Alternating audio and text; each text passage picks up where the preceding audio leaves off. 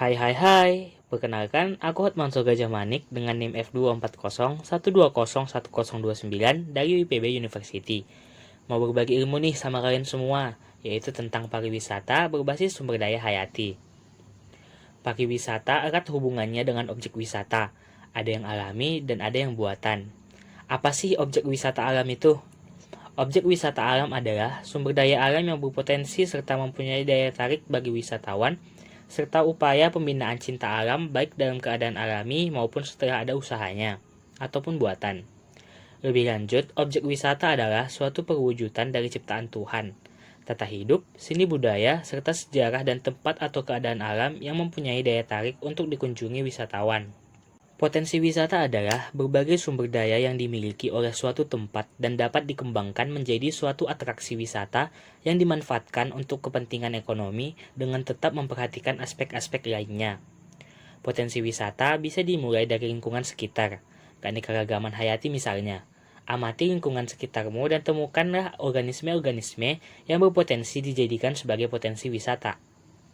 Nah, kali ini aku mau kasih tahu organisme-organisme yang aku dapat di lingkungan sekitar aku. Pertama, ada mawar dengan nama latin Rosa damascen.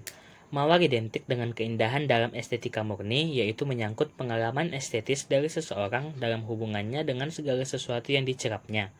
Selain keindahan, mawar identik dengan nilai romantisme, karena nilai romantis yang terdapat dalam bunga mawar dapat membuat emosi tenang.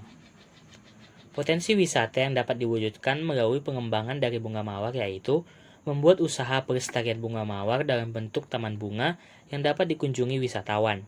Lebih lanjutnya, usaha mawar dapat diarahkan untuk mendapatkan keuntungan ekonomi dengan membuat produk seperti spa, sari minyak wangi, dan sebagainya. Kedua, ada buah sirsak dengan nama latin Annona muricata. Pohon sirsak memiliki manfaat yang cukup banyak seperti daun yang rindang ketika sudah tumbuh besar, yang dimana mampu memberikan pasokan udara segar serta oksigen yang cukup banyak. Selain itu, pohon sirsak menghasilkan buah yang bernilai ekonomis. Potensi wisata yang dapat diwujudkan melalui pengembangan dari buah sirsak dapat berupa pembuatan kebun sirsak petik sendiri. Buah dari pohon sirsak yang sudah besar dapat dipetik sendiri oleh wisatawan. Selain nilai estetika, nilai ekonomis juga dapat diperoleh. Ketiga, ada angsa dengan nama latin Anser signoides. Angsa diidentikan sebagai simbol kesetiaan dan lambang cinta abadi. Struktur tubuh paling menonjol dari angsa terletak pada bagian lehernya, di mana jika sepasang angsa berhadapan akan membentuk simbol hati. Potensi wisata yang dapat diwujudkan melalui pengembangan dari angsa yaitu berupa pembuatan rumah angsa. Rumah dengan konsep peternakan angsa di mana wisatawan dapat berinteraksi dengan angsa. Selain itu, wisatawan juga dapat melihat bagaimana angsa dibudidayakan. Dengan memanfaatkan keanekaragaman hayati sebagai potensi wisata, kita akan menghasilkan nilai tambah yang menguntungkan.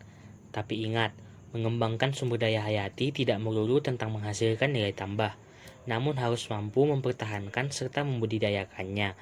Pertambahan penduduk di dunia semakin meningkat. Melihat fenomena ini, manusia harus mampu dalam menyeimbangkan pengembangan sumber daya hayati dengan pertambahan penduduk. Pemanfaatan sumber daya hayati tanpa dilakukannya konservasi sama artinya merusak alam itu sendiri. Konservasi yang dapat dilakukan di lingkungan sekitar adalah dengan menanam berbagai tanaman di sekitar rumah. Selain itu, upaya konservasi lain yang dapat dilakukan diantaranya tidak membuang sampah sembarangan dimanapun dan kapanpun, penebangan pohon secara selektif, serta penghijauan lahan.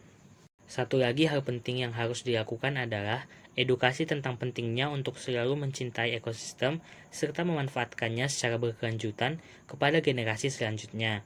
Beberapa edukasi yang dapat diajarkan sejak dini diantaranya memiliki minimal satu tanaman di rumah, memberikan paham tentang dampak kerusakan alam, baik melalui media sosial misalnya, ajarkan untuk selalu mempertahankan lingkungan yang bersih dari sampah, menghemat energi dimanapun dan kapanpun. Generasi selanjutnya juga baiknya diajarkan untuk selalu berinovasi mengenai sumber daya alam yang ada di sekitarnya. Kesimpulannya, keanekaragaman hayati dapat dimanfaatkan sebagai potensi wisata dan akan menghasilkan nilai tambah yang lebih besar. Edukasi tentang pengelolaan sumber daya hayati yang ada di lingkungan sekitar sangat penting untuk dilakukan, dengan harapan akan banyak inovasi-inovasi baru yang bermunculan dan akan berdampak pada peningkatan perekonomian masyarakat kecil secara berkelanjutan.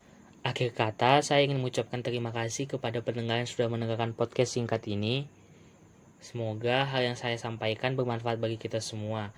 Dan jika ada kesalahan berucap kata selama proses podcast ini, mohon dimaafkan. Terima kasih, sampai jumpa lagi.